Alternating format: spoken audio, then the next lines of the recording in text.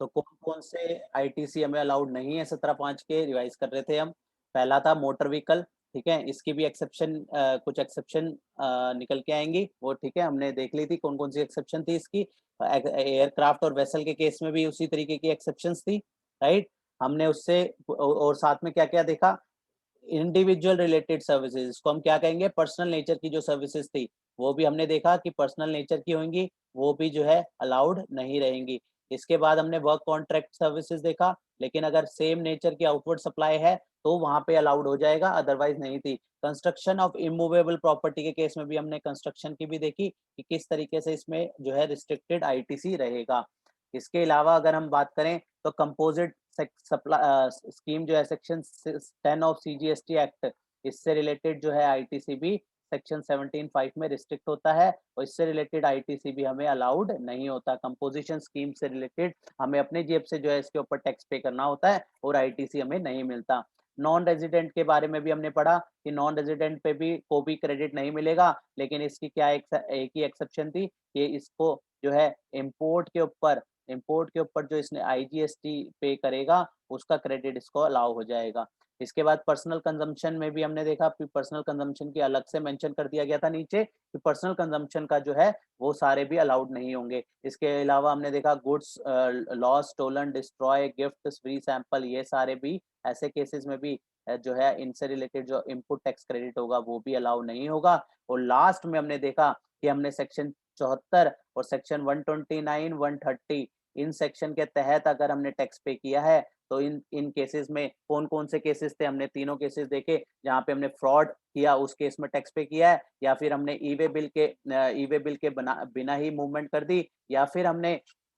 Delivery चालान या invoice के बिना ही मूवमेंट कर दी, तो तीनों सेक्शन में जो हम टैक्स पे करेंगे उसका भी क्रेडिट हमें अलाउ नहीं होगा। तो ये हमारा सेक्शन 17(5) जो है सम अप होता है इस तरीके से, जो कि मोस्ट मोस्ट मोस्ट इंपॉर्टेंट हमारा सेक्शन बनता है। इसके बाद सेक्शन कहता है, इसके बाद अगला सेक्शन जो हमारा आता है सेक्शन 16 और सेक्शन 16 सेक्शन 17 सब सेक्शन 6, जो कि बात करता है कि गवर्नमेंट में प्रिस्क्राइब मैनर, कहता है government may prescribe manner in which credit referred in subsection 1 and subsection 2 may be attributed। क्या कहता है ये सब सेक्शन 17 सब सेक्शन 6 क्या कहता है कि गवर्नमेंट तरीका बताएगी कि सबसेक्शन 1 और सबसेक्शन 2 में कि जो क्रेडिट मिलना है वो किस तरीके से एलोकेट करा जाएगा, और ये जो तरीका है ये गवर्नमेंट ने बताया है रूल नंबर 42 और 43 के अंदर। इसके लिए रूल नंबर 42 और रूल नंबर 43 के अंदर जो है तरीका बताया है, prescribe for the attribution of ITC. Rule number 42 जो कि गवर्न करता है, जो कि इनपुट और इनपुट सर्विसेज के केस में जो है बताएगा कि कैसे क्रेडिट मिलना है, और रूल नंबर 43 कैपिटल गुड्स के केस में क्रेडिट बताएगा कि कैसे मिलना है। कौन से केसेस में, सबसेक्शन 1 और सबसेक्शन 2, सेक्शन 17 का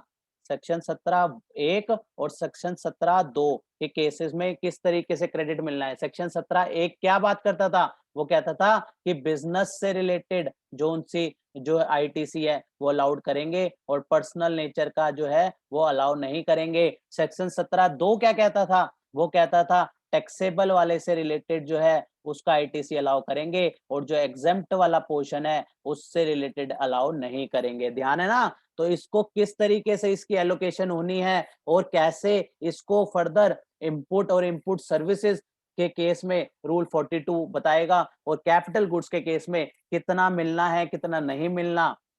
कितना नहीं मिलना है कितना नहीं मिलना, मतलब ये बात कर रहा हूं मैं जो अब सर्कल कर रहा हूँ, कितना मिलना है कितना नहीं मिलना। ठीक है, तो कैपिटल गुड्स का केस होगा तो रूल 43 बताएगा, और अगर इनपुट और इनपुट सर्विसेज का केस होगा तो रूल 42 बताएगा। तो ये दोनों रूल जो है अब नेक्स्ट डिस्कशन में हम शुरू करेंगे, ये वाले दोनों रूल्स, रूल नंबर 42 और 43। अब ये बैलेंस पार्ट जो है ये क्या कह रहा है, इसके साथ हम सेक्शन 17 को खत्म करते हैं। तो इसकी जो एक्सप्लेनेशन है ये क्या कह रही है, for the purpose of this chapter, मतलब चैप्टर कौन सा, अभी जो हम जब चैप्टर कर रहे हैं इससे रिलेटेड चैप्टर,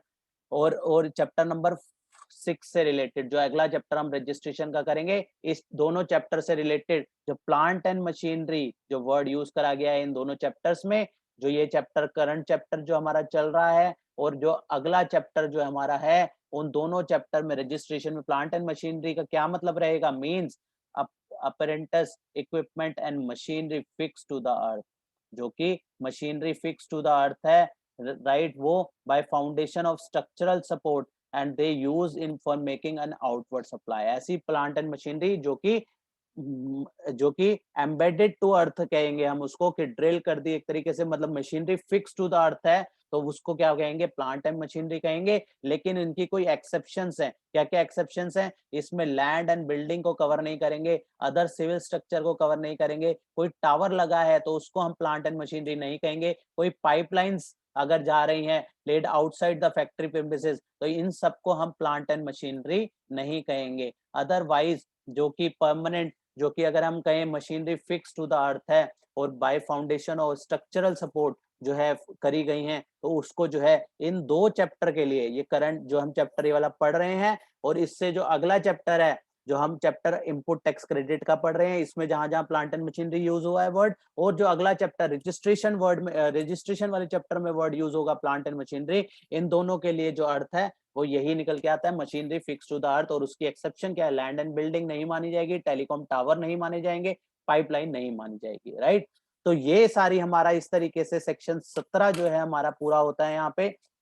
जिसमें सबसे मोस्ट इंपॉर्टेंट हमारा बनता है सेक्शन 17(5). इसको तो अच्छे से याद कर लो, छप लो, इसको तो अच्छे से छाप लो माइंड में, क्योंकि ये प्रैक्टिकली भी बहुत यूज होगा, और साथ साथ किसी एग्जाम दे रहे हो तो एग्जाम पॉइंट ऑफ व्यू से भी बहुत क्वेश्चन इस पे बनते हैं। तो ये मोस्ट इंपॉर्टेंट हमारा आज का सब सेक्शन जो है 17(5), और साथ में सेक्शन 17(1) और 2 में हमने जो करा, वो उसके रिगार्डिंग हमें रूल जो रेफर करने हैं वो हम नेक्स्ट डिस्कशन में शुरू करेंगे। इसका जो है सेक्शन 17 से रिलेटेड जो हमारे रूल्स बनते हैं, मेनली हम कहें तो सेक्शन रूल नंबर 42 और 43 हम डिटेल में जो है डिस्कशन करेंगे नेक्स्ट